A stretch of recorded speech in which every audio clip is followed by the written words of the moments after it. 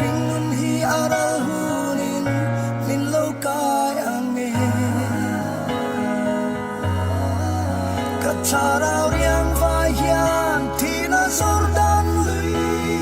adai uni Oi til ti te na kut chak chuan min lokai ange Keima mai chuan katai ngam don silo Lalpa I mangai na Lalpa I mangai na chuan keimi suali min pong ange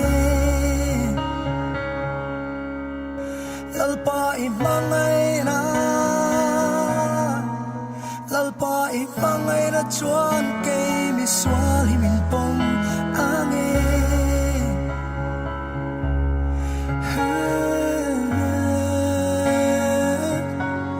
Ka au chelalpa Ka lei ringun hi aral hunin min lokai ange Ka tharau riang vai hian tina sordan lui adai uri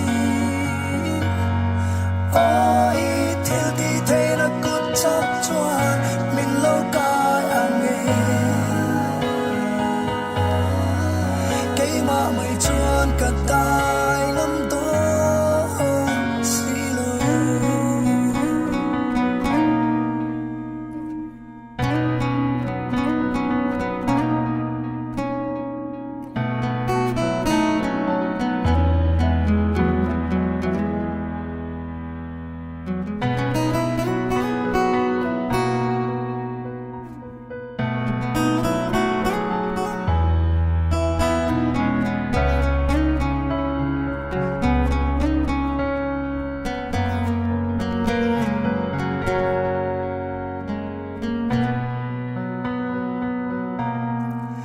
Lalpa I til ti te na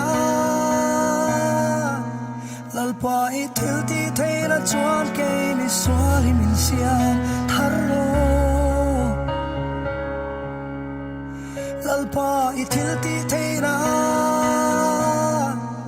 Lalpa I til ti te na chuan keimi suali min siam tharlo